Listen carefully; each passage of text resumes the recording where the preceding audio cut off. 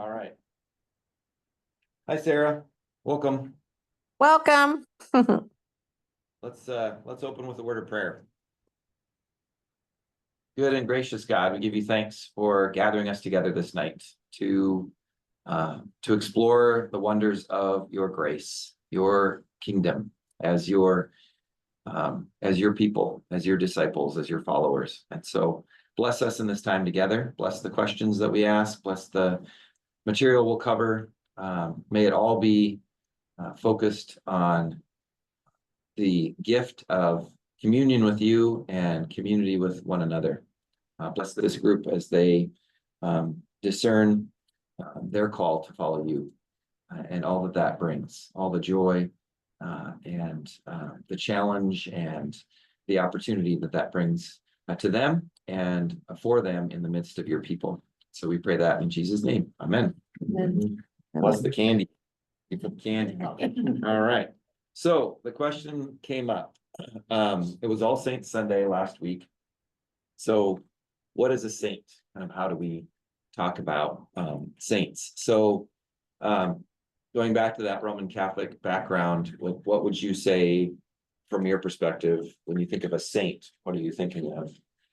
Well, it's separate from, a normal person. There's an elevation Mhm. from that, which is kind of a distinction I was trying to get to. Yeah, But, right. and that's where the saints are, they had some special thing and then relationship. So it was different than the average parishioner. Right. So that's different than here. Yeah. Yeah, it is. Right. And it was probably different in your Missouri experience too, I would imagine.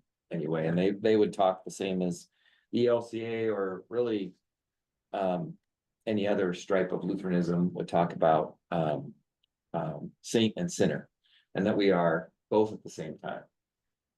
With Lutheranism, there's a lot of is it this or is it this? And the answer is yes, right? Is Jesus human or is he divine? Yes, right? Is he which half? No, it's 100% and 100%, right? That's probably hopefully would be true for most if not all Christians would say that. But yeah, for us, we see ourselves as saint and sinner both at the same time. There's a cool shirt that the youth, some of our youth have bought, where if you read it one way, it says sinner, and if you read it the other way, it says saint.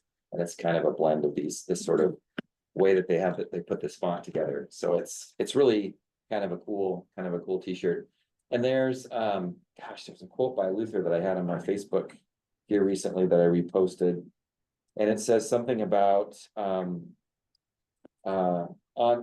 my own behalf, I cannot imagine how I might be saved, but on behalf of Christ, I cannot imagine how I could be lost. So that's kind of a little bit how we talk about that.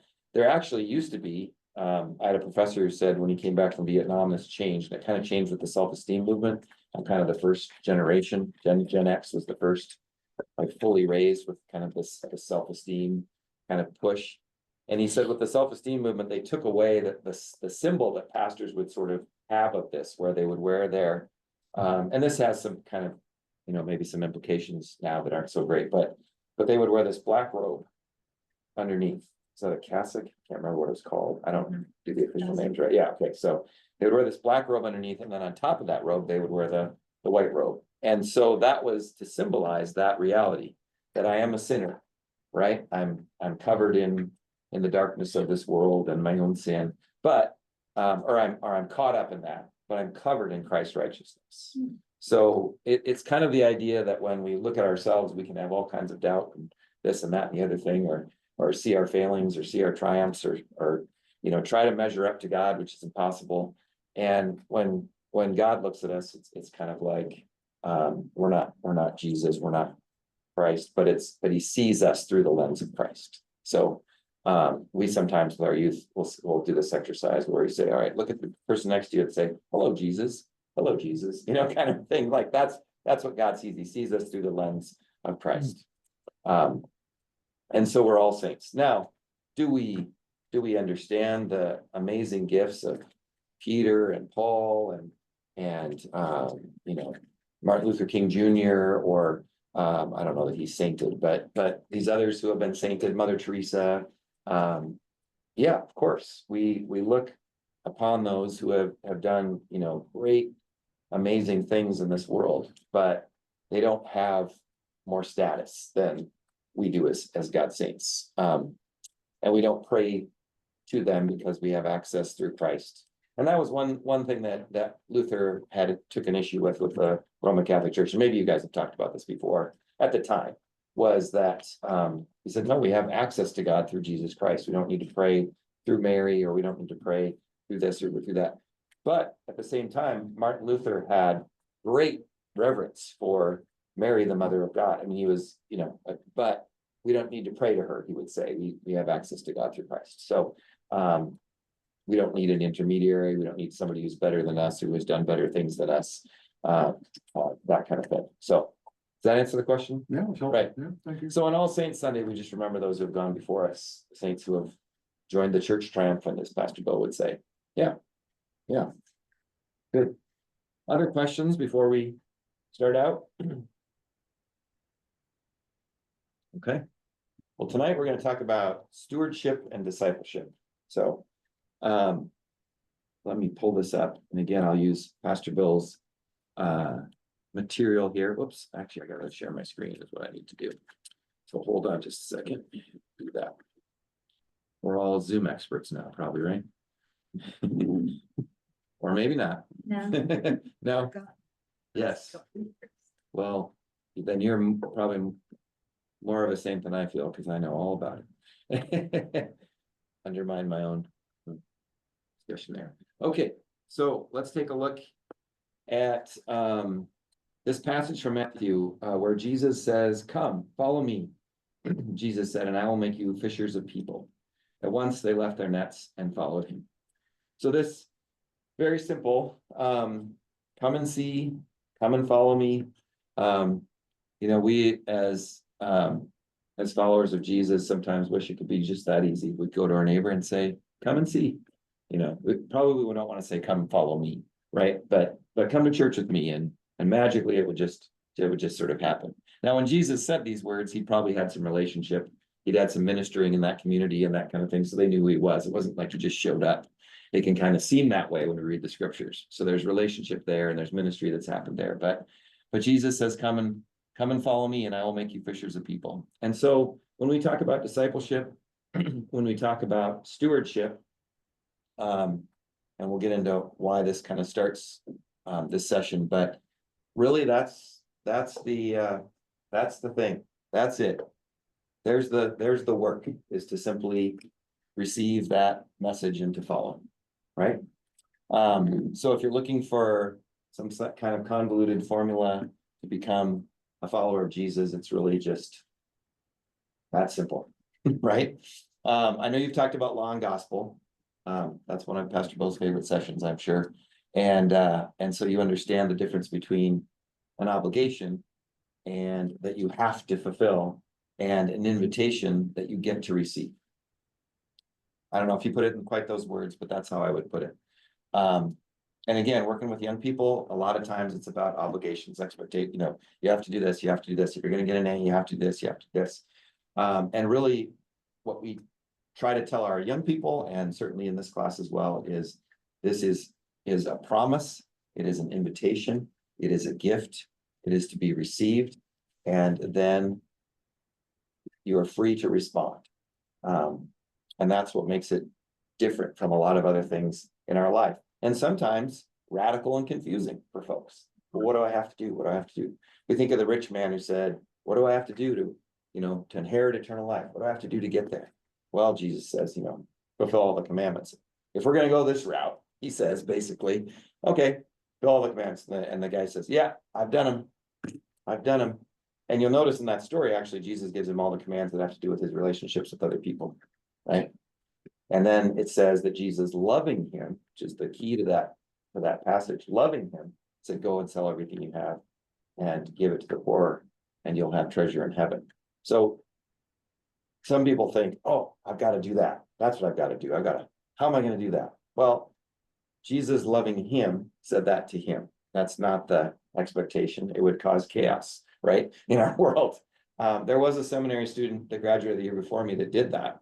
He felt compelled to give away pretty much everything he had. So there was this woman riding down the street in this really nice bike. I'm a bike guy. I stopped her and said, "Hey, I'm such and so, and are you student here?" And we got conversing. I said, "That's a really nice bike." And she told me the story about this guy who left, and he just gave his bike and gave his car, I think it was, and all this stuff away. So he was compelled by that. Now, again, I don't think he went to his congregation and said, "Okay, everybody, sell everything you have, and then we'll be saints, you know, we'll be righteous." But he was compelled by that. So for Jesus loving us, he may say things to us that challenge us, but they're always an invitation. Jesus doesn't say as the rich man goes away, "Well, he's going to hell," or, you know, he's a lost soul. He just offers him that invitation for the thing that for the blind spot that he can see that he has. And he just can't quite get to what Jesus is kind of getting at in that particular passage. Anyway, sorry. That's all to say that this is a free gift to follow Jesus. So where you've been, you've defined the gospel, you've talked about the word and its power, and that's probably where you talked about some promise. You've gotten a little bit of Lutheran history, right? Luther story. Okay. The Lutheran movement, probably a little bit of church history in the United States, maybe. All those letters, ALC, LCA, yeah, ELC. The sacraments, baptism and communion, the Holy Trinity and the Creed. Discipleship map. What did you do for that? The discipleship map? Sent videos. He wasn't Oh. available to meet with Oh, us. So gotcha. Okay, so there's a video of that. All right, gotcha. And then you've done worship process, kind of talking about that. Are there any questions on worship? What we do, how we do it? Sometimes people call it Catholic light. So, That was good. We walked through a bulletin, so we kind of went through the structure. yeah, right, yeah, and how it's all scriptural and things like that. Okay. Yep, and Christian ethics, that's one of my favorites for sure. I'll give my little stint on Christian ethics. And that is that my encounter with people, regardless of their background, their faith, their rejection of faith, even, or you know, whether they're an atheist or a Muslim or a Christian or whatever it might be, is to, when I encounter someone, my question in my head, my ethical question is, I want to treat this person as if they're going to be my neighbor in heaven. That's sort of my sort of thought that goes through my head. And so, whether I like him or not, whether I agree with him or not, how am I going to encounter this person? Like Christ encountered the woman at the well, who was, you know, from a different background than he was, or like Paul encountered the people of Athens, you know, certainly talking about Christ, but also paying attention to their culture and what they had to say and listening. So there's my quick ethic. There's much more to it than that. But anyway, prayer, you talked about prayer, right? A little bit? No? Okay. So we'll talk about that, I think, a little bit. Oh yeah, we're going to talk about that a little bit tonight too. And then we'll talk about spiritual gifts and financial giving. All right. But I don't think it's quite in that order. All right. What disciples or followers do? How would you answer that question if somebody said, well, what is a disciple? What do they do? What are they about? What does it mean to be a disciple? What would be your thought?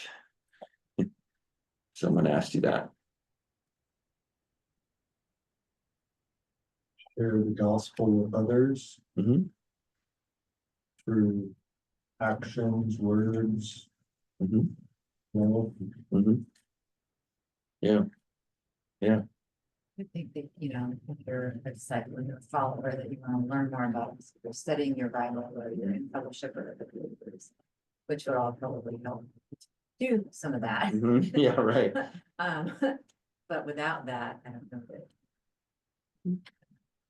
Early when you were talking about law, or we obey because we love them, not because we need to be saved, you know, so it's a Right. different order. And so Right. some of that is, well, what does he tell us to do in the Bible, but out of a place of love, we do it because we love him, not because we have to Right. get saved. Right. So, Yeah. Yeah.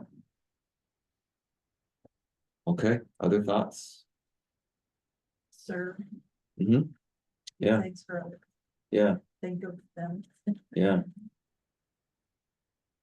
How many of you, for how many of you is giving, like giving gifts? It's kind of a love language or just something that you really like to do. I know for my mother-in-law, that's one of her favorite things. How many are, maybe that's something I see some nods, yeah, some hands.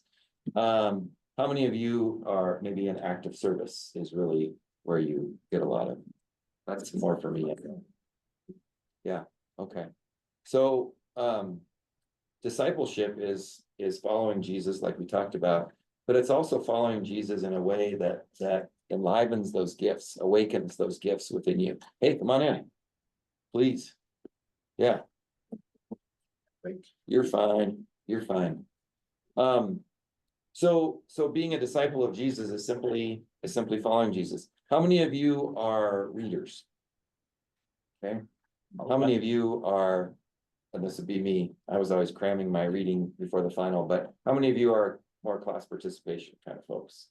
You want to get this discussion and be more of that? Yeah, that's very much, yeah, and you could be both. I'm not saying it has to be one or the other, right? So, how many of you, maybe have had an experience where you felt like God was speaking to you, maybe through someone else, maybe in some other way, feeling that sense, yeah.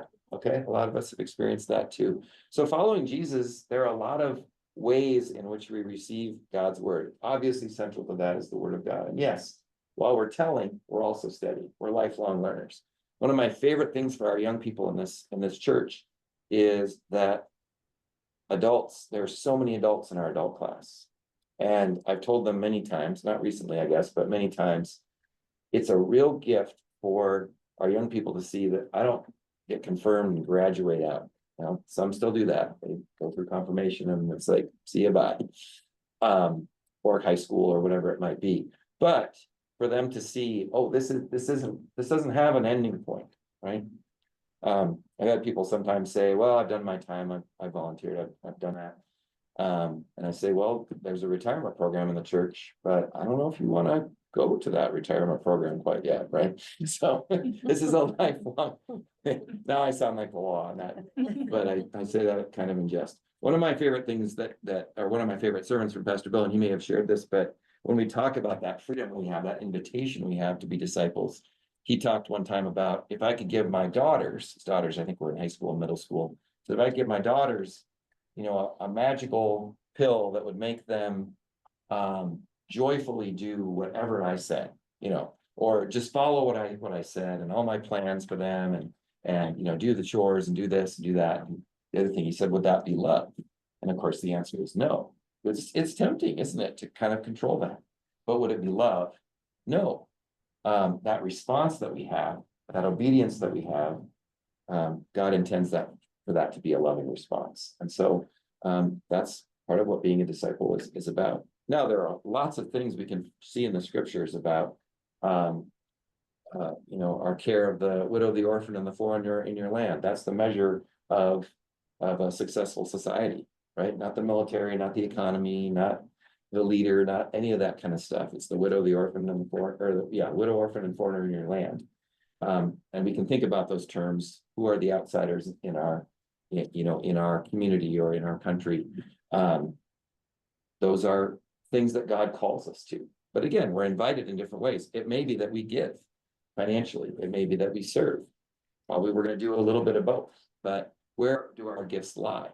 And so as we come together as a disciple, we also come together with other disciples, and our gifts complement and cover and enhance each other's gifts. And so that's what it means to be a disciple, but then also in a community of disciples. And that's why we have the church, not just a Bible in a room for each of us to figure it out on our own. We come together as well, and we interpret that word together, and it interprets us in our lives. It speaks into our lives as well. So all those elements, great, yeah. Okay. Has anybody ever prayed before in this room? Okay, yeah. All right, probably everybody. Why do You prayed with us at the beginning. Well, yeah, right. I guess I was gonna say everybody got covered there. Dang, you're right. All right. Why do you pray? I pray for protection for my friends and my family. Okay. Thank you, Sarah. Yeah. Right, we pray for others. We pray for protection, we pray for healing, we pray to talk to God, have a conversation with God. Mhm. To give thanks to God. To give thanks. Yep, absolutely. Right. I would say, I definitely would say I pray more when I need help than I do when things are going well and I'm thankful, right? I don't know if that's true for any of you, but I do, I pray every day, every time I go to work, I work at the hospital, I'm a NICU nurse, yeah, get in the elevator, going upstairs. This has been since I've been a nurse, I pray for courage, confidence, strength, and knowledge. courage, confidence. Courage, strength, and confidence, strength, and knowledge, okay, Nice. those four, and then I pick one that I really need help with that day, like, I really need strength today, because my leg really hurts, my arm hurts, or I have a headache, or whatever. Or I'm not feeling very confident, I want some confidence, you know. Yeah, I'm in high stress things, going to high stress births, things like that. Yeah. Literally, it's happened where I've been in a high stress birth. And my job is the baby, right? Get the baby breathing, get the baby alive and everything. Where I've said, I've done something where it's just life-saving to that baby in that moment. Mhm. And afterward going, wow, how did I know how to do that? How did I know what to do? I Yeah. mean, obviously my training and background and Sure. everything. But in that moment, and had shared it with friends, and this was, 5 years ago, saying that was not me. That was Yeah. Jesus and God through me, through my hands, saving that baby's life with one hand, squeezing that umbilical cord so it didn't, right, and so when I tell that story and my respiratory therapist is nearby, she's like, I was there. It was amazing. So yeah, those are the things, Yeah. and so you think about the prayer and praying, and I wasn't really praying in that particular moment. It was just act, do, holler, say, I need this help. Right. And then, of course, when we had to resuscitate the baby a little bit, then you're like, please, please, yeah, I've been Yeah. in cases where the baby looked horrible, like we're not expecting this baby to live, and Yeah. I'm just sitting back, just please, Jesus, please, breathe, baby, breathe, Yeah. baby's alive, she's a year old, uh-huh, things like Yeah. that, so that prayer is just really, yeah, even when, in my times when I'm feeling like, oh, it doesn't really matter, he's not listening, I'm not getting what I need. Right. But like tonight talking about it and then me just sharing that with you is like, yeah, okay, it is working, it is, Yeah. it's real, it's Yeah. true, right. Yeah. Yeah, you gotta, what is it, Apgar of 1 or whatever. Yeah, Right, I yeah, remember the 0, Apgars, yeah. yeah. Yep, or 0, Yep, yep, that's right, That was that baby a year ago. Yeah. Sometimes I think wow. you're So- accepting that you can't do it yourself, Mm-hmm, right? You're Absolutely. asking for Yes. help, absolutely, right? right, You're Lifeline. verbalizing that thing that's kind of scary for a lot of people Mhm. to say, I can't do this by myself. yeah, Yeah, I was gonna say dependence. dependence, Mhm. yeah, I was thinking of it as humbling myself and acknowledging God's glory and strength. yeah. Yeah, there can be a kind of an I am God, or I am God. No. Rewind that, stop tape. You are God and I am not. Those can be, some of my favorite moments have been to realize my vulnerability or, yeah, kind of a thing. Or to acknowledge the gifts that I've been given, like, where did that come from? Yeah, Or to say something or to do something and to acknowledge that, yeah. So, yeah, great. But sharing is a gift to all of us. Sharing is a The gift. fact that she shared what happened to her is a gift Yeah, to all of us. It is, yeah, And prayer just sort of goes out like Yeah. that. yeah. There's a passage in scripture where Paul says, pray without ceasing. Mm. And it's one of those passages that I was like, come on, what? Am I supposed to be a monk now? Or, just constant, never talking to anyone, that kind of thing. But I think, prayer as a way of life can be kind of a way of life. It can be, and for me, when I first read that, I thought, okay, whenever I think of something, because I have a random brain, as you're probably already noticing, but I'll stop and I'll pray for that. I was thinking, oh, that person's in the hospital, and I would think, okay, yeah, they're in the hospital, but I would stop and I would pray in that moment. And that might be part of it, but I think prayer is a way of life of this prayer that I do, praying for these things, and then recognizing that prayer was heard, but also kind of in my own actions, that movement of prayer is something too. Prayer can also be has anybody done meditation before? Yeah, some of the most powerful times of prayer I know that I've had, and I'm not one to sit still very, very well. But have been in meditative prayer. I've been in listening to what God is saying, not just talking. Right? So if it's a conversation, like you said, a way to talk to God, it's also a way to listen to God as well, to hear God's voice. And I think both in that meditation, but also in the action that you have, the recognition of vulnerability, or the limits that I have, are all ways of praying without ceasing. And sometimes they just come upon us. Like God says, "Ooh, I'm gonna open the window here a little bit, reach down and tap you on the head or on the shoulder," right? Oh, there was something I was gonna mention with that. Darn it, what was it? Sorry. All right, why pray? Yes, go ahead. Were you gonna share? I was gonna, there's the verse where you ask anything in my name and I'll give it. Yeah. And then I was, wondering about, can you change God's will by praying? If you have a group of people praying, Yeah, and is that anything? yeah. Yeah, that's a struggle. And there might be better wisdom around here than mine, but I will say there are biblical examples of that. And a lot of folks get uncomfortable with this, but there's Moses arguing with God. Yeah. God's like, you know what, Moses, I'm sick of these people. Look at them down there casting a calf to worship.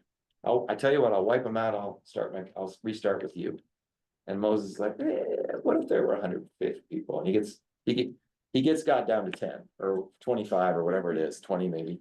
And God relents. So yeah, but it's kind of a dangerous thing to put out there, because I can tell you the story of our friend, and she was in Colorado with her brother, and her other brother at 24 is dying of cancer, and he did die at 24, and they went to church a couple days later, and she's there with her other brother, and they prayed in the service and like, oh, thank you, God, for an answer to prayer that such and so is cancer free.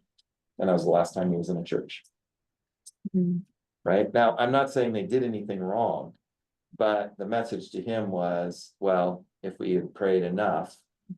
And again, we get back to that law, we get back to that hook. That's like, well, if I just pray the right way, or if I pray hard enough, or if I give this amount, or if I say the magic words, it'll open this kind of thing. And there probably aren't too many of us, if any of us, that haven't been touched by tragedy, that haven't said, why, God? Kind of a thing. But again, we don't have a God that has the world on puppet strings. The world is filled with sin and brokenness and death and despair. And to control that would be to be like that blue pill kind of a thing. So there's freedom in this world, both for beautiful things to happen and for terrible things to happen. Think of all the pictures that have come out of Gaza and that came out of Israel with those initial attacks, and all the things that are going on there. Just absolutely heart-wrenching, preventable things. Yeah, and it's hard not to ask why. It's probably one of the biggest questions I get from young people, is how can there be a God if all these terrible things are happening, right? And sometimes that touches very, very close to our hearts and very close to our families, or whatever it might be there. Yeah. Some of you are expressing, sympathies for my mom dying here the last couple weeks, but at 84, choosing to not do dialysis, but live instead of exist, in her mind. That's no tragedy, right? But there are so many tragic deaths that happen. Yeah. So yeah, it's a big question, and I don't have an answer for it. Why did bad things happen? Well, the freedom of this world, I guess, is my best answer. But yeah. Okay. We've probably talked about some of these, and again, if there are questions or comments along the way here, feel free to stop and we'll go in that direction. Prayer does nurture our relationships. So again, it gives us that opportunity to talk with God, but it also helps us to step away from the noise of the world and to set aside time to breathe and in fact, I recommend taking deep breaths into your nose, out through your mouth before you pray, and just kind of come to that quiet place. Now, for me, I'm a mover. I've also found that that when I'm really tied up in knots about something, I don't run much anymore because of my knee, but I'll go for a run. I would go for a run. And I joke that I was in extraordinary shape when I was in systematic theology because they were questioning everything that you believe, all your Sunday school theology is being kind of torn apart or restructured anyway. And so you can do that as well, but it nurtures our relationship. It also then helps us, especially when we're praying for others, to nurture those relationships. And I think too, if you think of someone, to pray for them is wonderful, but man, if you can get in touch with them or call them or write a card to them or whatever your gift might be, that tells them, it nurtures that relationship as well. When we pray together as a congregation, the pastor who's not preaching usually writes the prayers up there. I'd love for that to come from the congregation too. And sometimes it has and does, but we connect with one another when we're praying for each other as well, when we hear those names. Or sometimes we'll get somebody to come up and say, oh, I didn't know so and so was in the hospital. I didn't know this, or I didn't know that. So it nurtures those relationships. I was gonna say too, that. Yeah. I think also that's like. People that you maybe aren't as fond of, or you're having a hard time struggling with your. Yes. I mean, well, you can pray for yourself but also if you start praying for them, Mhm. in a sincere way, I think God works in you to help. It obviously doesn't solve any situation or Right. anything else like that, but Yeah. helps you maybe to distance yourself or get a little bit more perspective on it and maybe lower that, because us hating somebody or being, is not going to be helpful. Right. It really Right. hurts us more than it hurts them in a Right. lot of ways. So I think Yeah. that can also be a big part of it. Yeah. Is to pray through that. Yeah, and that really gets back even to, and maybe you've talked about this as well, but gets to that, what I would call the personality of God. I would say God's personality is forgiveness. That's how I kind of define God's personality. So for us to be in a, and forgiveness for me is not saying, well, that was okay. Forgiveness is a process of healing, a process of leaning into the brokenness, trusting that God will make things whole again. And I think a lot of times, I don't know that he changes the person you're praying for Nope. necessarily, but it helps, usually it helps Right, change you right. somehow. Yes, exactly. And that's, Yeah, right.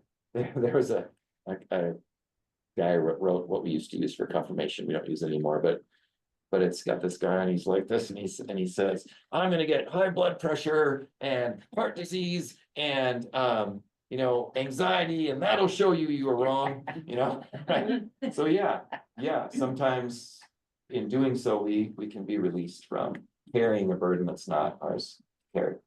Yeah, I hope I'm not putting words in your mouth when I'm saying that, but yeah, that's what I'm hearing you. Yeah, Jesus did command us to pray. Pray then in this way. When he gave us the Lord's Prayer, and of course we say that prayer, and really the Lord's Prayer is a fun, I love teaching on the Lord's Prayer. We could go off on that for a long time, but Jesus commanded it. And when Jesus gives a command, again, commands that come to us, even the 10 commandments really come from a place of love. They come from a place of gift, and they come from a place of promise. So when Jesus commands things, he doesn't command things so he can watch us, dance around like a show pony. He does it because he knows what we need, right? Okay.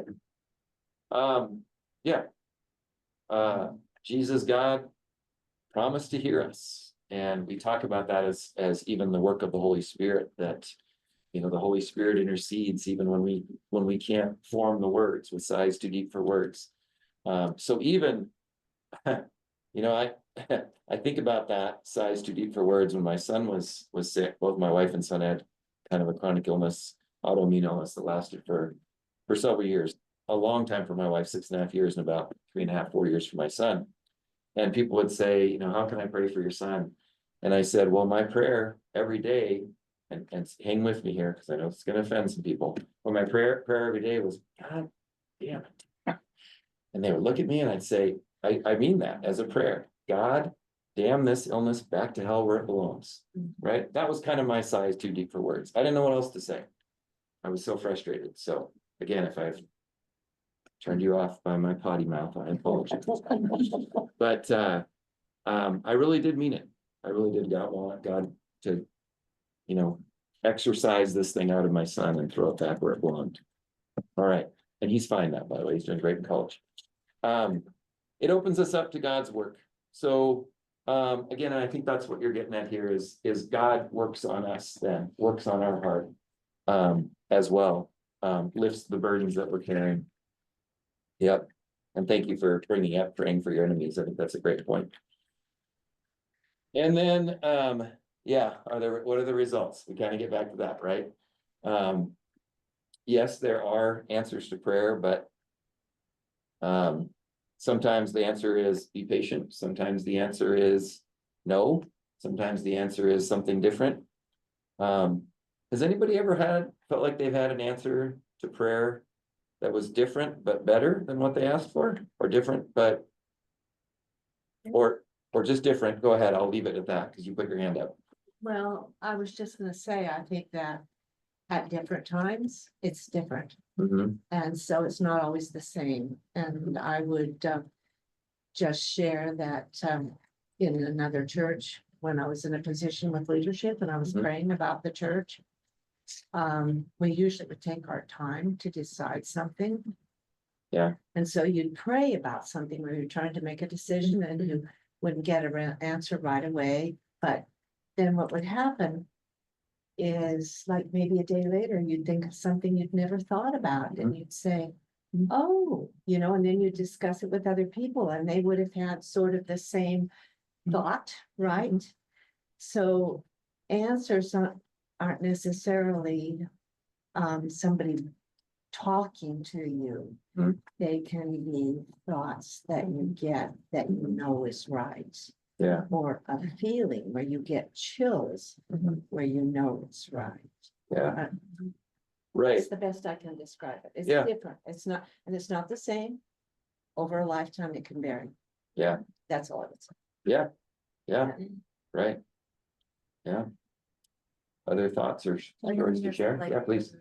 The only other thing is, it's real easy to get into the, I just put my quarter in and I'm gonna get what I want out. Yeah, right. And that's what we said, the prosperity gospel, kind of idea. I pray for it, it's gonna happen, and then it's so disappointing. I mean, it's catastrophic when it doesn't, because you built this up, and so I think you have to be careful with that when you start talking about, like, it's not always a yes, like kind of thing. It doesn't mean he's not listening or doesn't answer or Yeah. whatever else, but yeah, it's not just a.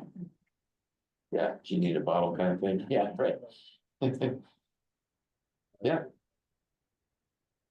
maybe works, but I was thinking of that Garth Brooks song. Just thinking back to Where, Yeah. where he Unanswered goes prayers. to the high school football game or something and meets his high school sweetheart and Mhm. they reminisce a little bit. And as he's walking away, he's like, well, I've got my wife and she's wonderful and thank God for not answering my prayer when I was in high school about yeah, wanting to be with her because here's my wife that's so much better right. than what I For would me. have had. Yeah, yeah. Yeah, right. Yeah.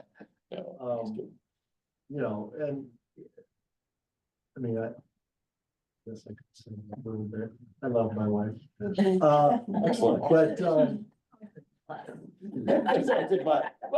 Yeah. but yeah, I mean, I don't know, I can't think of something specific, but I know throughout my life, there's been things where, oh, I like that, or I like this, and, Mhm. but I mean, I'm in a place where I'm really happy Yeah, and it's good. yeah.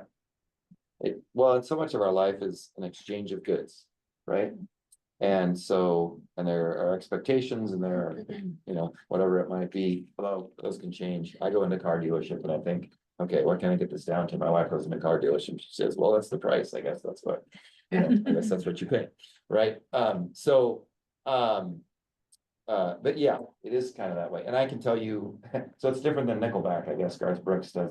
Nickelback's always looking to go back to high school, it seems like. Never met a Nickelback fan. If you don't know who Nickelback is, just know that you're blessed. Sorry, I'm sorry if you're watching out there, Nickelback. What's that? Yeah, I know, it's fine. It's fine. If you love Nickelback, you want to reminisce. Go for it. I liked him for a little while. I mean. Like the fourth song, it's like, okay, just go back to high school, give me a time machine. But yeah, and I can think of an example of, I was working in a church, I was volunteering, this is before I was a pastor, I was out of college a couple years. And, I'd been volunteering with the youth and they said, hey, you know, we're gonna have this position, a paid position. We'd like you to interview for it. It's halftime. I was working at Head Start, so I figured out I could go halftime. Head Start, I could go halftime there. And then they said, well, we think we're gonna interview for the position because we feel like we should. But, you know, it's basically yours, which I think is a terrible idea. If you're gonna interview. If you're not, don't. But what happened in that was I blew the interview. And they still called me in to hire me, and I was blowing it, and I knew I was blowing it, and I couldn't stop myself. And I went in to the pastor who said one of the worst things a pastor has ever said to me. I looked at him and I said, I can't take this job. I don't know why, but I've never felt the Holy Spirit yanking on me like I feel it right now, and I don't know why. And I was frustrated, and I was by this. And he looked at me and he said, I see no biblical evidence of the Holy Spirit ever working in such a way. Don't say that to anybody. Thank you for having incredulous eyes. Don't do that. That was bad. But I was so convicted, I still said no. Well, a few months later was when my wife started to, you know, kind of get sick with this illness. And I would have been between Tacoma and Federal Way and with 2 halftime jobs. And I would not have been a gift to those kids. And at the same time, somebody who's still in youth ministry in Tacoma, at a similar church to ours, just across the bridge. Her name's Zingalori. She also interviewed and they really liked her, but they had decided I'd been with them and I was going to get a job. She got the job and she's had a lifetime of ministry with young people and in churches. You know, God did something amazing in that. Now I know, again, the death of a child, things, right? I can't do the math on that. I'm not gonna, you know, sort of spray sunshine on that somehow. Sometimes there's just tragedy, but there are ways in which sometimes it's like, oh, I get it. Right. Yeah, so those were great results, but not what I thought I wanted at the time. Yeah, okay. Oh, yeah, then does God change, right? There we go. We got to that. So, yeah, and that's a question. And I think you should ask Pastor Bill that again too. I'd like to hear his answer with you guys, but we'll write it down for him for next time. But yes, I think there is, and again, this is troubling for some, and you can agree with it or not agree with it, but I think the future does have some openness to it. God brings this to, you know, the fullness of God's promise in Jesus Christ. And at his return, we're going to see that, you know, we're like a baby hearing its mother's voice now, and we're going to see that like a baby seeing its mother's face. But yeah, I think there is openness, and I think there are times when God responds and gives us the freedom to choose something and says, okay, well, I'm still with you, even though that's not where I would have wanted you or willed you to go. And so there's a change maybe in that way. So yeah, but it's a mystery. Nobody can answer that real truly. Okay. We've talked about this a little bit already, but just talking about ways of praying. One acronym that's used a lot, I don't know if people have seen this before, is the ACTS. Yeah. So when you talk about praying, all right, what's A? Anybody know? Adoration. Adoration, yes. So giving praise to God. God, we adore you, right?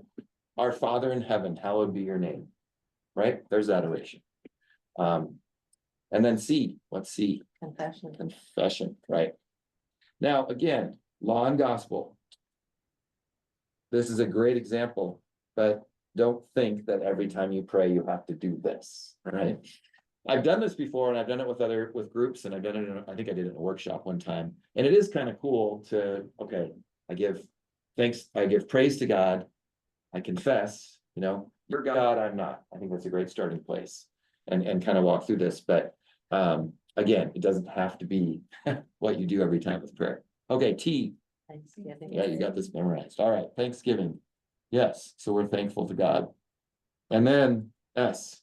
Supplication. Supplication. Oh, extra points for supplication. You get another piece of candy. Yeah, supplication.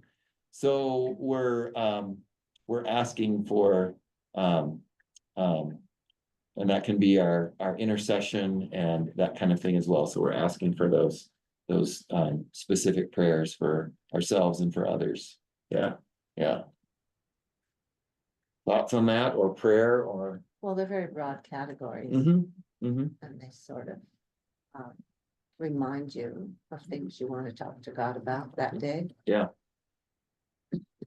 Doesn't it mirrors Lord's Prayer, Mhm. the word of the Lord's Prayer? Yeah, yeah, yeah.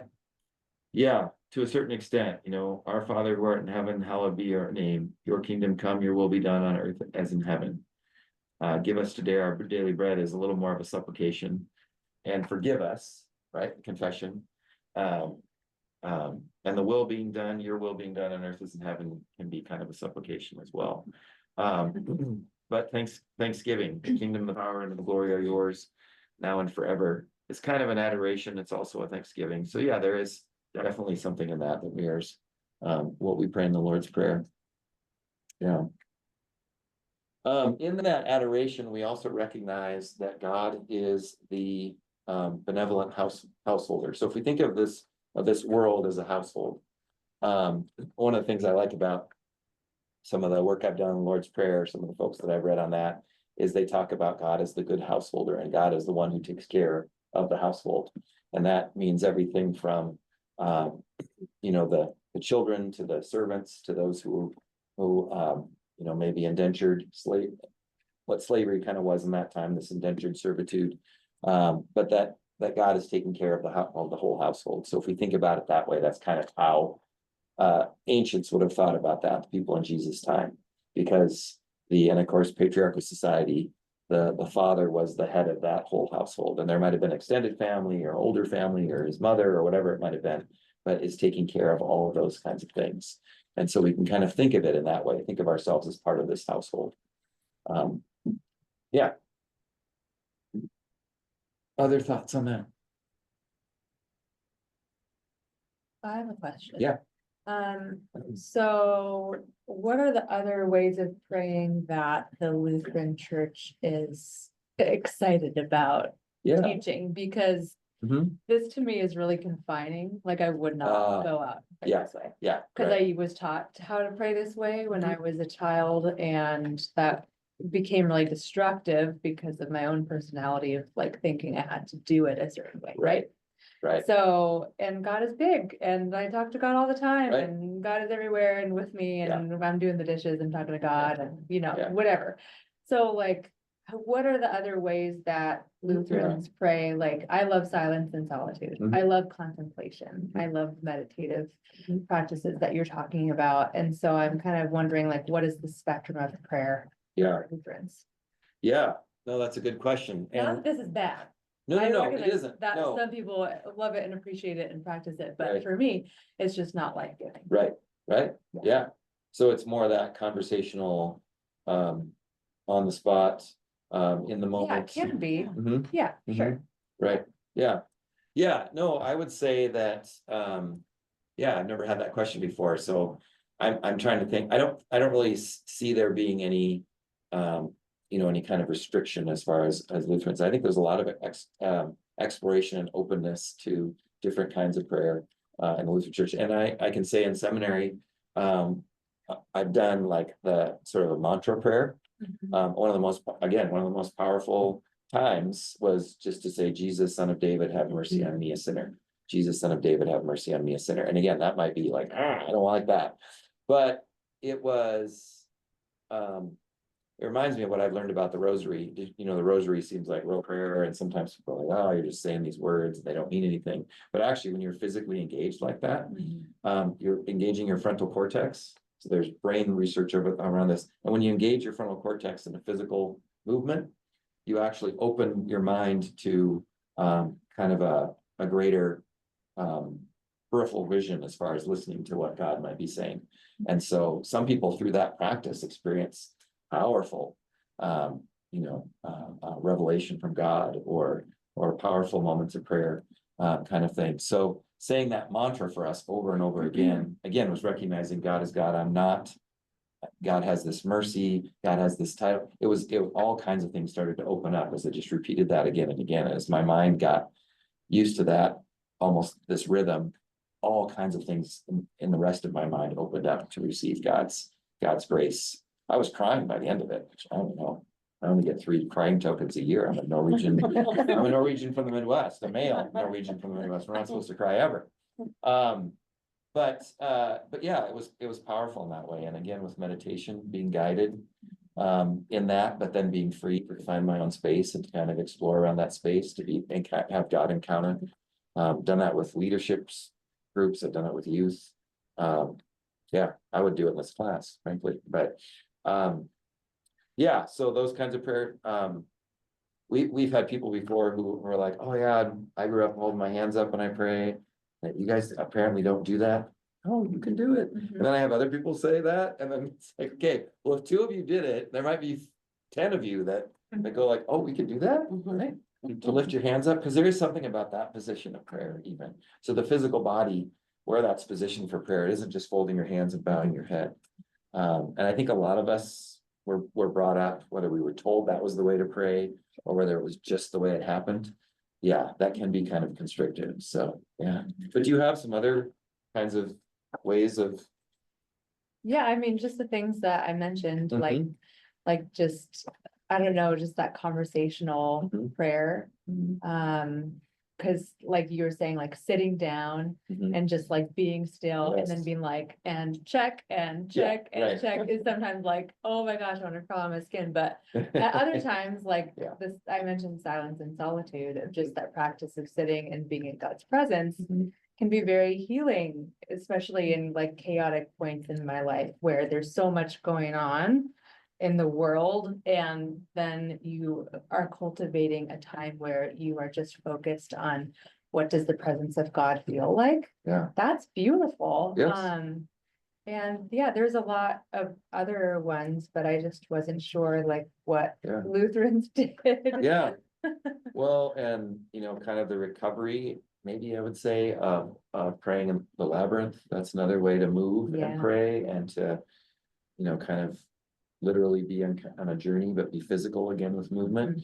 I mentioned, I used to go for runs, and I think when somebody gave me permission to, I remember a teacher one time saying, you don't play enough. Like just go, we had a break. He said, why don't you all go play? And I did. I went for a run. It was raining. It was muddy. I came back. I was soaked in mud. We had like an afternoon session. I looked ridiculous, but I went up to him and I go, I played.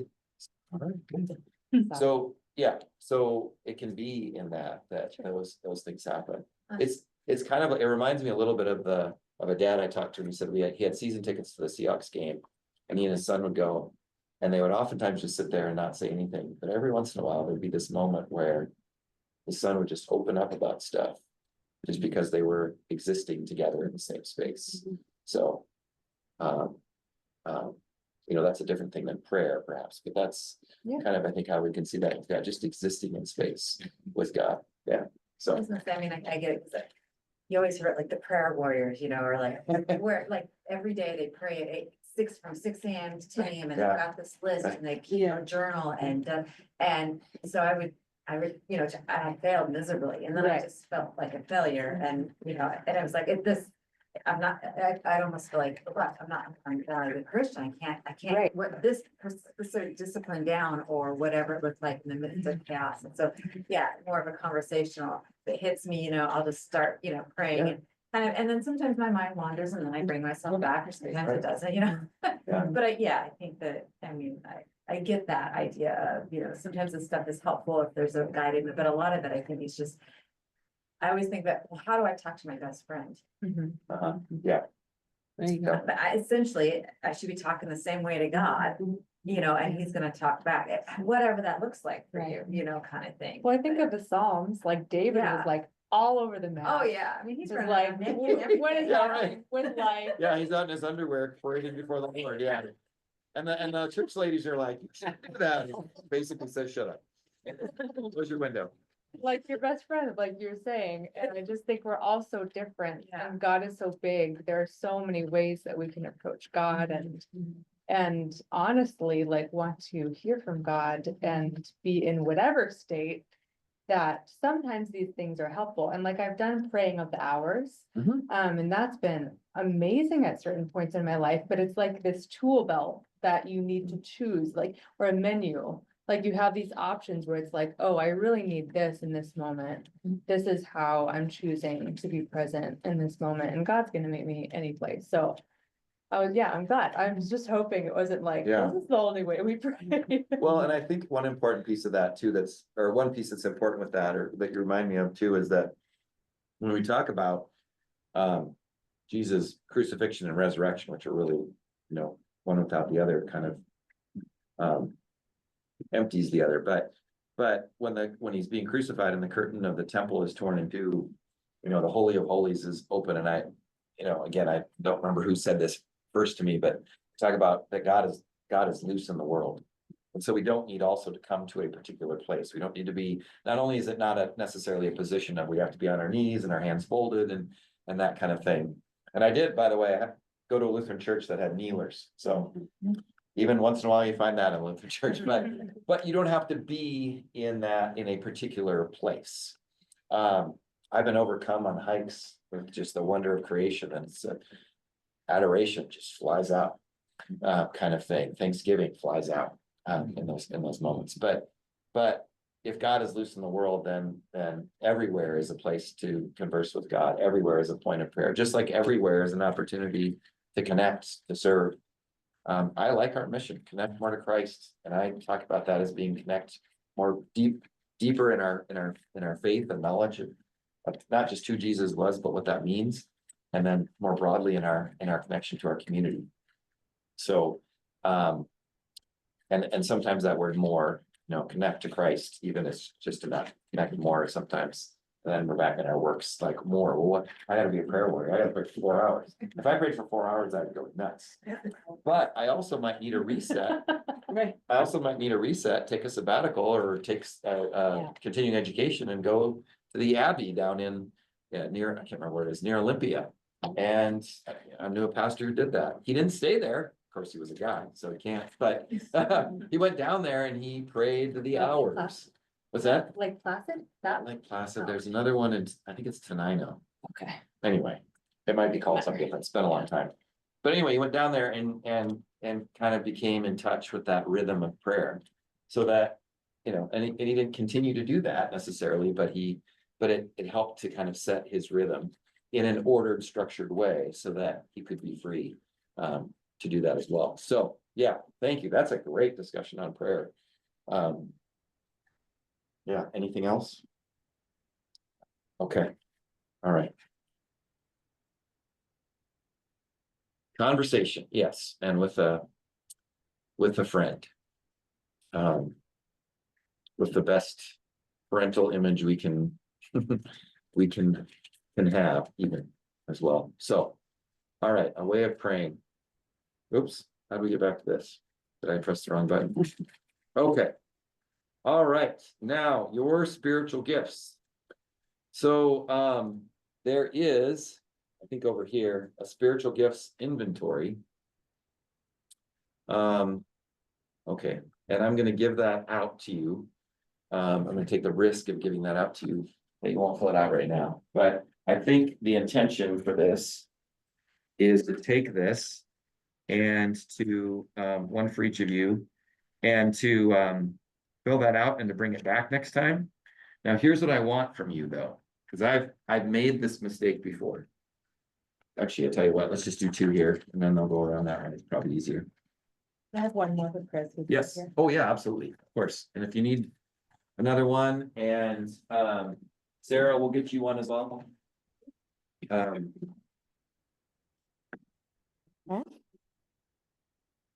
So Romans 12.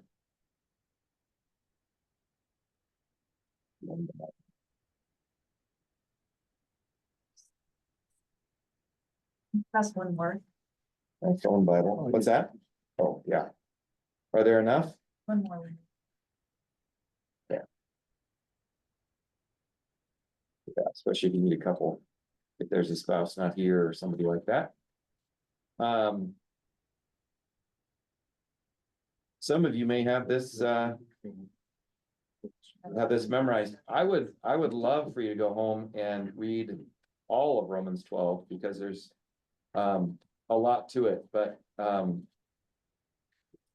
I'll read this part. For as in one body we have many members, this is from verse 4. For as in one body we have many members, and not all the members have the same function. So we, who are many, are one body in Christ, and individually we are members of one another. We have gifts that differ according to the grace given to us. Prophecy in proportion to faith, ministry in ministering, the teacher in teaching, the encourager in encouragement, the giver in sincerity, the leader in diligence, the compassionate in cheerfulness. Now again, this is not all of the spiritual gifts that there are, right? The nurse in nursing, as you sharing your story, things like that. So, but as Paul is talking to the church in Rome, about being conformed to the world versus being transformed by the renewing of your minds, one of my favorite verses, he talks about these particular spiritual gifts, and they are to build up the body of Christ.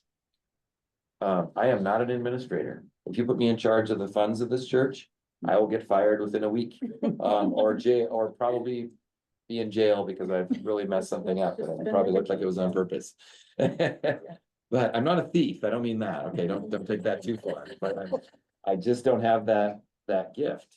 But there are other gifts that I have. So, and there are gifts that I don't have that you have. I always, when we've done these youth trips, I always try to find the most concrete, operational, linear parent or whoever to help to be the trip coordinator, because I know that they're gonna have the gifts and the detail stuff that I'm gonna overlook or miss that are really important, like, oh, we needed to buy plane tickets to go to Costa Rica. I probably would have thought of that, but yeah, and so together as a church, rather than as these individuals that have to be perfect and have everything in order all the time, which is the enormous pressure we have in our culture and the absolutely ridiculous pressure that's put on our kids so often. Even, I'll go back to this. This is the thing I was trying to think of before. Even what seems like a great encouragement on a sign at my son's school years ago in elementary school, it said, you can do anything you put your mind to. And under my breath, I was like, bullpucky, no, you can't. No, you can't. I'm sorry. I wanted to ride in the Tour de France. I could work as hard as everybody else does without the drugs. I could work as hard as anybody else does, and I wouldn't have the physical capability to do that. I can guarantee you that, right? And you wouldn't enjoy it. I probably wouldn't enjoy it either. No. I mean, it looks cool because I see the results, but I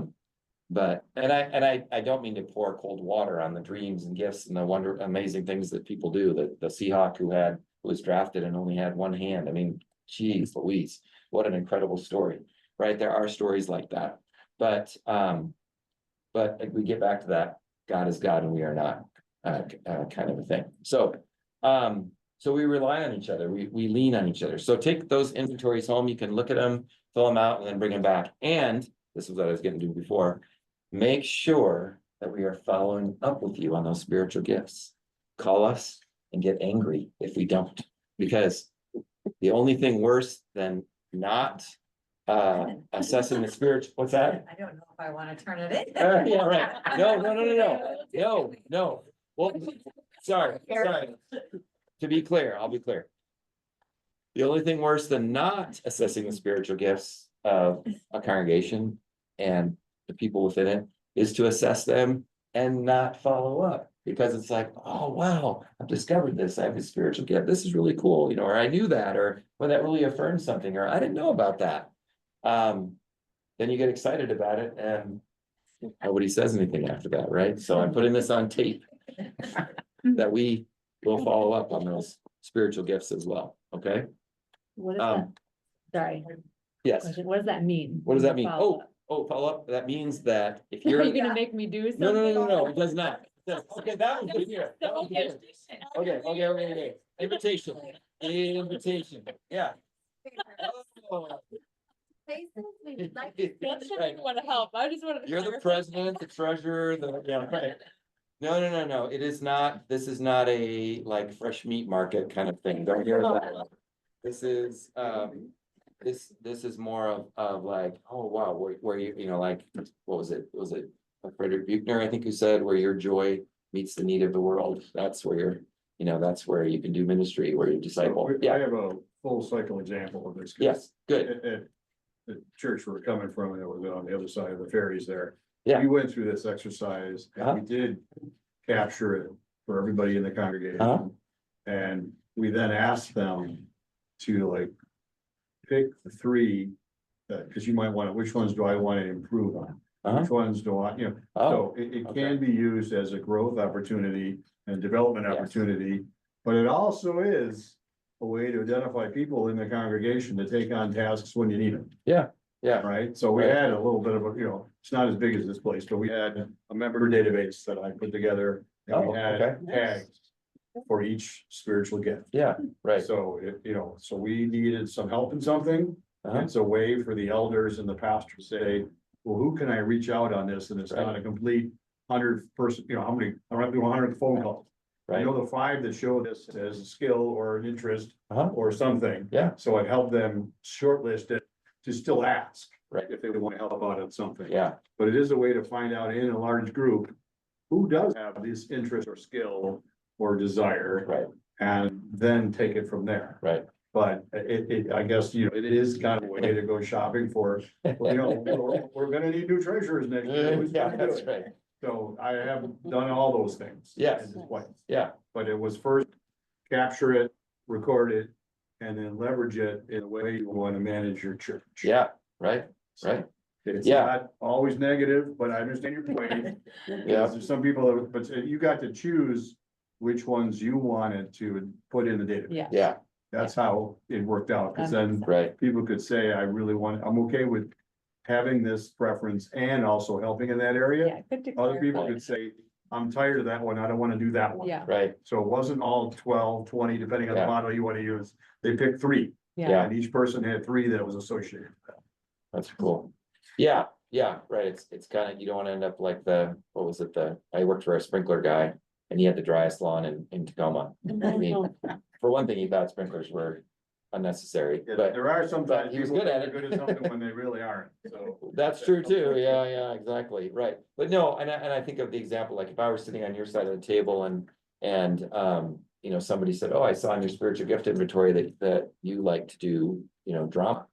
I would be like, bing, bing, bing, bing, bing, what are you guys doing? I'm in, you know, kind of a thing. Right. But there may be other things that I have gifts in that I'm like, you know, I do that every day. Yeah. So my wife was a teacher and she tried to teach Sunday school and she was like, you know what, I can't do it. At that time in her career, there were other times where she did. But yeah, my wife's an excellent teacher, but it was like, I need that day. So, all right, financial giving. I saw part of this on a video that Pastor Bill had done before, and I didn't know this, but it makes sense. I know he's been doing the de-churching of America stuff with, and some of you may have been going to that because it's been very well attended. But one of the big reasons people don't go to church, I think he said the number one reason giving or given by them is all they care about is my money. All right, so when you talk about financial giving and stewardship, and obviously stewardship is a much bigger thing than just financial giving. Some people can kind of bristle at that, right? Now, again, as we talk about law and gospel, it's important again to make that distinction too, right? And no hatred towards the LDS church, but you give your tax return, they look at it. I don't know if it's pre-tax or post-tax, and it's you tithe, it's 10%. And if you don't do that, you don't have access to the temple. And you don't have access to particular things. You're not in good standing unless you're giving that 10%. That is not how we do things here in the Lutheran Church. And actually, even membership is something that is, while there are some pieces that go with it, and it's a commitment and it's a covenant, there is not, you know, we've done all kinds of services for non-members. Somebody comes to us and, you know, I really strongly feel that everyone deserves to be buried well, right? So I've done funerals for people I've never met. Their church was the golf course, or their church was the, you know, something else. That was what was kind of first in their heart. But if someone asks, then we step up to that, right? So again, as we talk about this freedom that we have, that goes into this as well. So let's transition into this piece here in the little bit that we have left. Okay, I'm on slide 10 and 13. I think I'll be okay. So Jesus has saved and freed us. There's that freedom again, of course. There was a professor at Luther Seminary who would say to his class, first year students, he'd say, what do you have to do to be saved? And people would give this and they would give that. Well, you gotta do this, you gotta do that, you gotta do that. And he would say, no. And then he would look at them and he would say, now that you don't have to do anything, what are you gonna do? Right? What do you get to do? That kind of thing. I had a kid one time said, do I have to go to confirmation? Okay, I've had kids say that a few times. And I said, no, you don't. Really? I don't have to? I said, no, you get to. And I said, and to be clear, if you go back to your parents, say, Pastor Jonathan said I don't have to come, you can say that, that's fine. But if they say, oh, yes, you do, I will support them because they are your parent. But it is a get to, right? So, and when we think about giving, I was moved by this perspective where just to understand, and again, this is kind of like God is God and I am not. Everything belongs to God.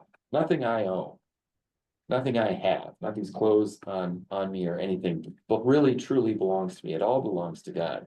So I've heard sometimes in stewardship talk or that kind of thing, it's not so much what you're going to give to God, but what are you going to keep as a gift from God? And what will God keep from that to continue to use? I probably didn't say that very well, but if we come at that from everything belongs to God, that kind of can frame a little bit how we think about the particular gifts that we have.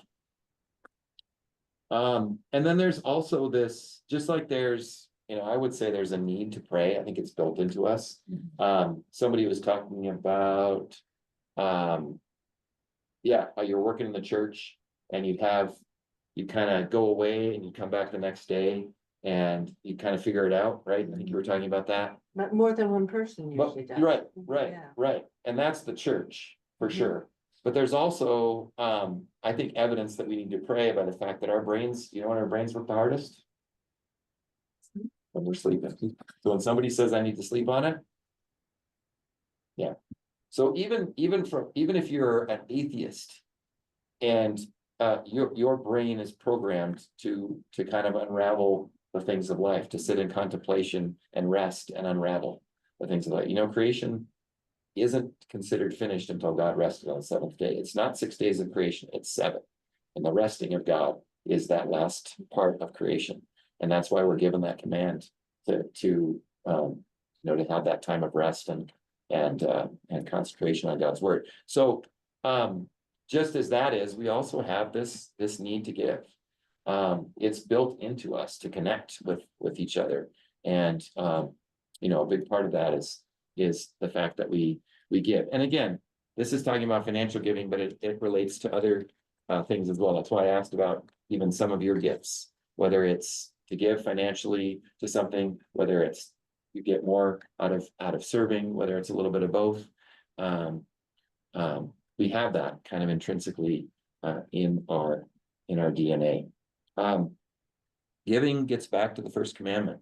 It's a recognition of having no other gods than God, right? So in our gifts to God, and that's really what we do, is even as the offering plate goes around, I think of it as, and we don't get it up front because both of us are doing electronic and they know that, so we don't, but it's like you're putting yourself in that plate, right? You're giving yourself to God. You're putting your trust in God in a particular way. And so I think it can curb us from idolatry. And idolatry really is, as Luther would define, your God is anything you put your trust into, all right? Whatever you have faith in is your God. And I would say, I go back sometimes when I'm talking with youth and I'm like, hey, when I was your age, my God was football, clearly, right? I was all about it. I couldn't because, there was that honor your father and mother thing, but I would have skipped church if football had been on, especially if the Cowboys were playing, because that was my team when I was a kid. Forget them now, I'm a Seahawks fan, but that was really what I put my trust in, right? And if you look around, by the way, I think the cathedrals of our day are hospitals and stadiums.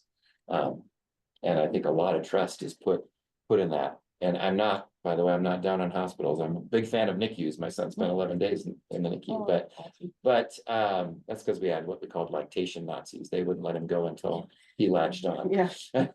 I love those women. Oh, they were the best. But it curbs that. It checks that for us when we give.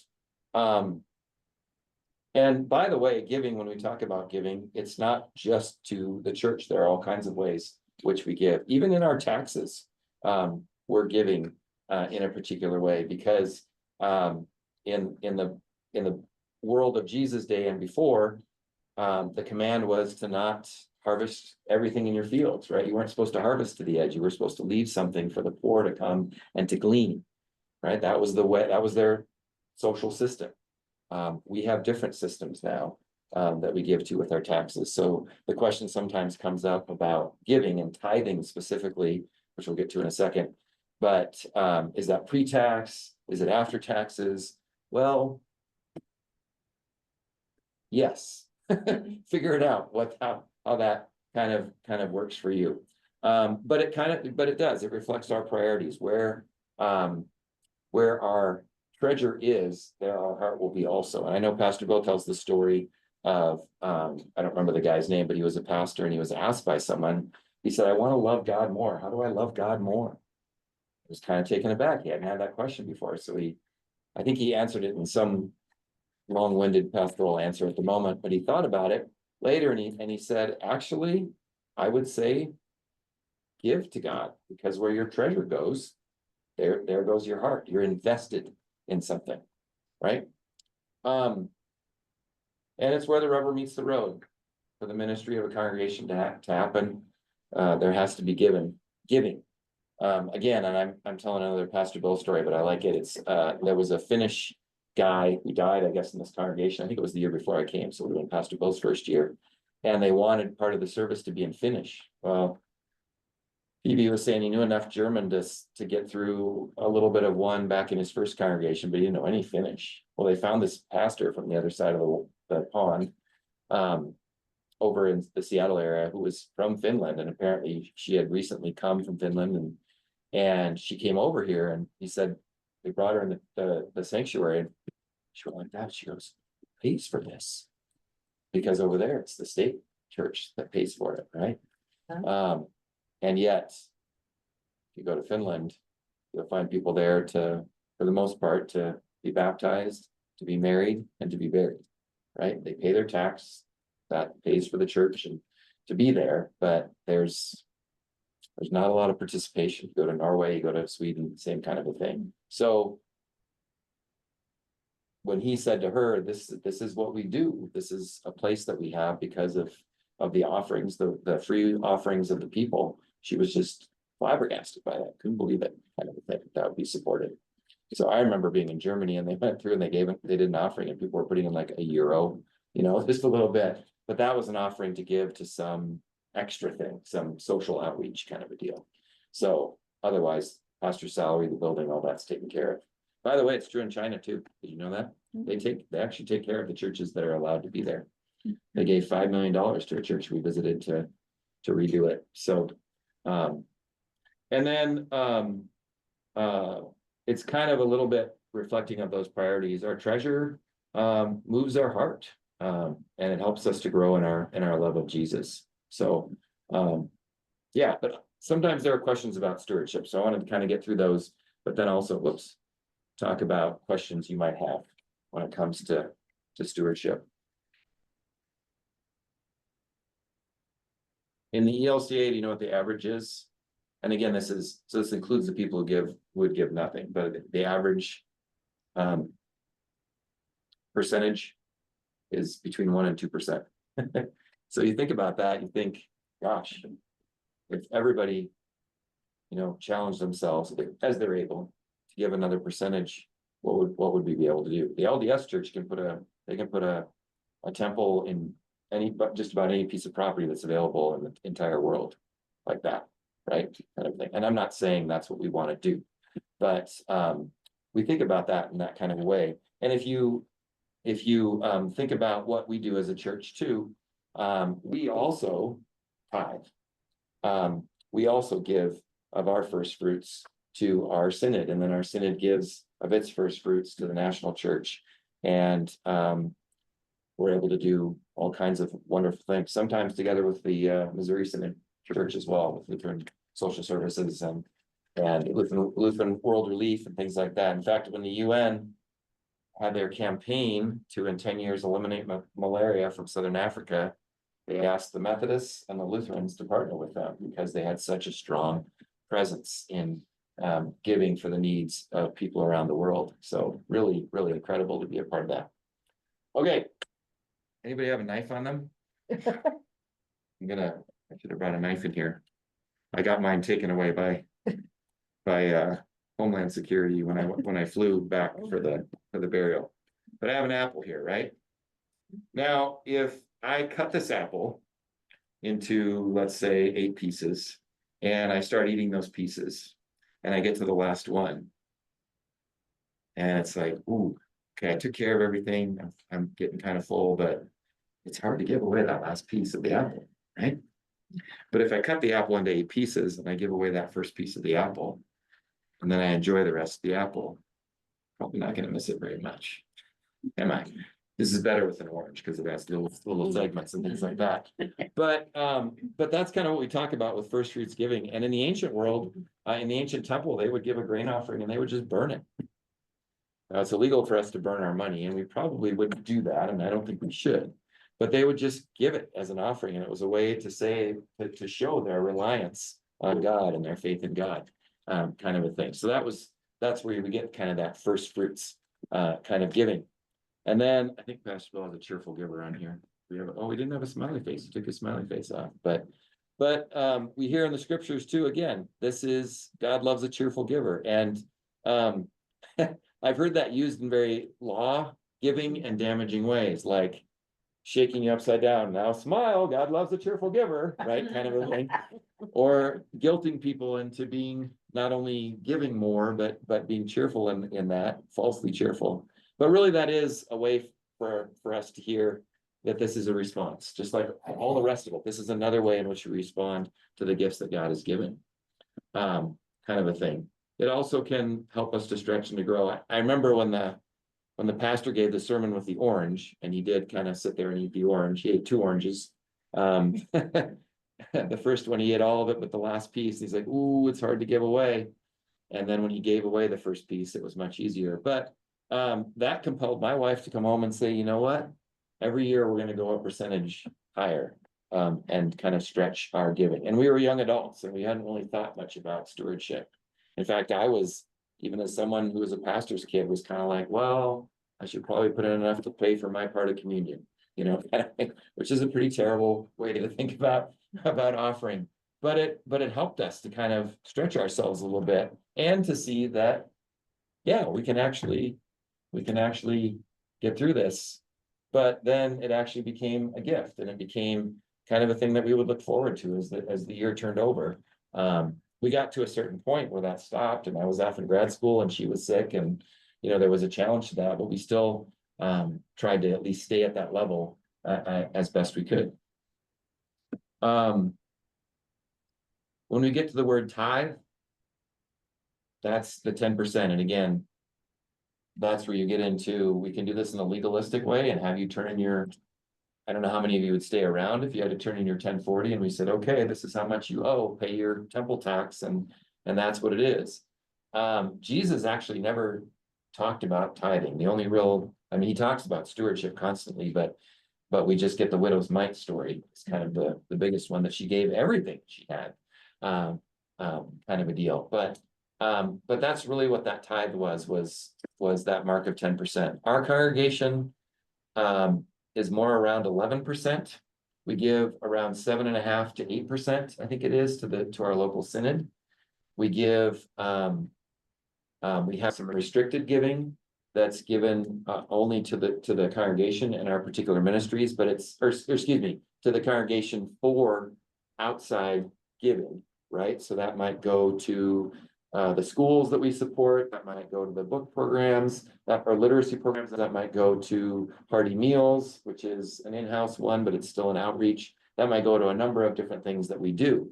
And then we take special offerings, we respond to needs in the world. This congregation has been enormously generous with hurricane response or natural disasters and things like that.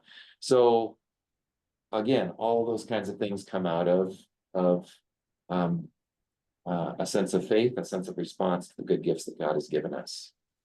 Right. Let me see if there's anything else on there. Yeah, the ELC average is 1 to 2%. So the other piece of this, though, that's really important is, for some people, 10% is going to be realistic, right? But for other folks, they may be between jobs, and some churches, some expressions may say, well, so what? You made that commitment, and they might even go as far in the prosperity gospel to say, and if you do that, that will be the way that you will get an even better job. You'll be blessed, 1,000 times for this $1,000 will come back to you tenfold, and all this kind of stuff, which is not what we would propose. When there is struggle by one, then the rest of the congregation steps up. When our best financial year was in all the years that I've been here, it was 2020. So when that crisis hit, and there were all kind of financial woes, and we're isolated with COVID, people stepped up in such powerful ways that we actually had the best giving year that at least that I've seen in the almost 18 years that I've been here. So in that, and that's what I see in this congregation is when people are hurting, or when the world is hurting, or when there's something going on, they step up and they give, and they understand that consistent giving is important, but then also sometimes those offerings above and beyond are important as well. And so, but when someone struggles, someone else steps up. And we've been able to help people through all kinds of difficulties within this congregation and within this community, because of that kind of giving. So anyway, there are opportunities, and for those for whom that's their gift, there are some people who give electronically, and then they're moved by something and they give more. There are some who give weekly because they don't know what's going to be there, and they have to really monitor and measure that. And there are some folks who feel terribly guilty that they can't give for a while. Nothing to feel guilty about. It's all free, right?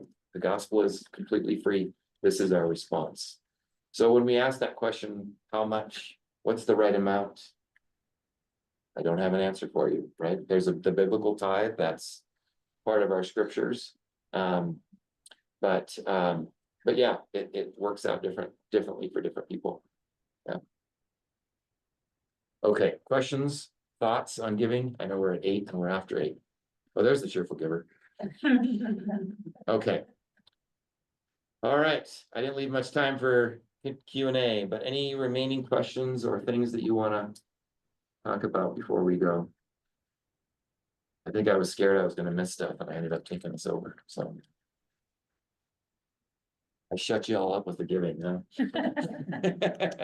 But Right. I answered all the questions. Yeah, answer all the questions. All right, it was completely good. All I right, have a question. yes, So my please. understanding is that next week is supposed to be an orientation if we want to become members. Is Yes, that correct? that Or is there correct. other- Yes, You said to bring this back, but I mean, I don't know.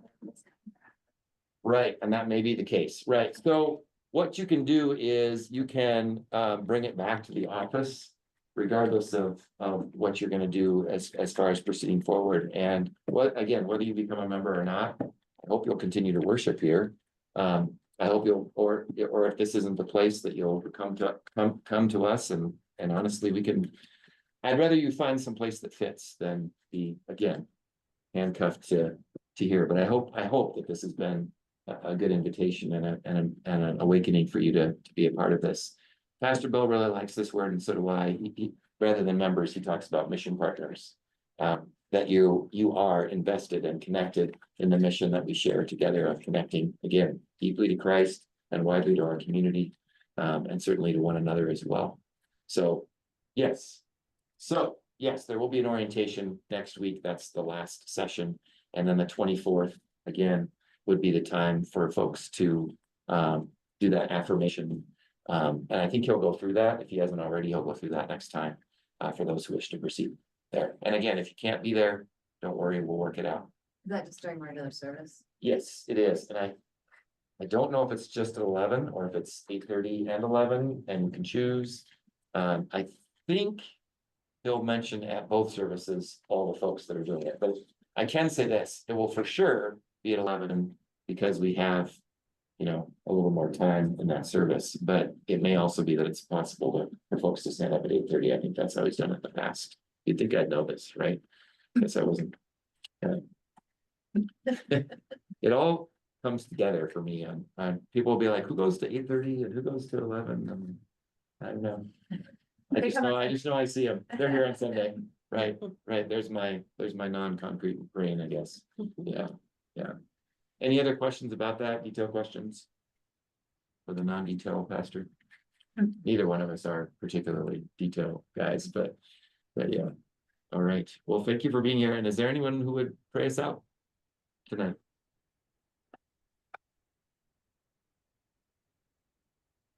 Speaking of sharing your spiritual gifts. I will pray. Okay, I was gonna say, you talked about prayer a lot. So I was gonna, all right, thank you. I was just letting the spirit do Yeah. what the spirit's Yeah, gonna do. and you were just in contemplation and that was your That's prayer. right, Yeah, there you that's go. All right. Lord God, we love you and thank you for this opportunity to come and to listen and to let your spirit do the discerning work in our hearts as to whether or not we want to be mission partners here at Silverdale Lutheran.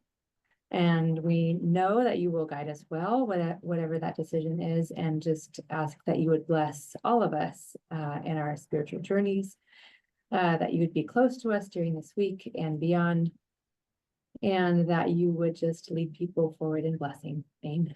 Amen. Thank you so much. Yes, and if you have questions that you want to explore individually, Pastor Bill and I both love those conversations. And we're not terrible theologians, so we like to explore those deeper things, but whether it's practical or whether it's, you know, the time space continuum sort of questions, you know, we love those. So, yeah, right. I love to talk about science and faith. That's one of my favorites. So, all right. Thank you for being here tonight. Lovely to be with you all. Thank you. I flew a little blind, but hopefully Thank you.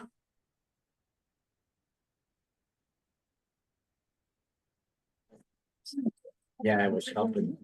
Thanks, Sarah, for being here. Zooming in. Of course. Thank you. Welcome. Oh.